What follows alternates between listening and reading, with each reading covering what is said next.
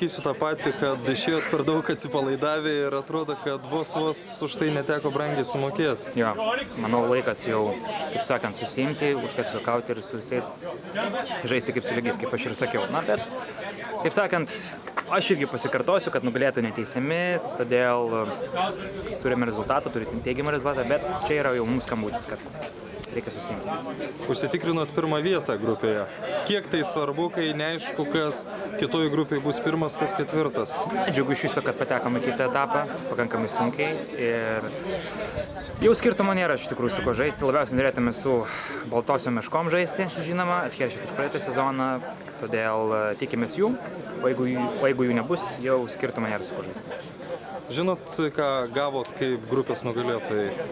Net neįsivaizduojam, iš kur galite mus nustebinti. Galiu nustebinti, visa komanda įsitė Alicantės pirtį. Jej!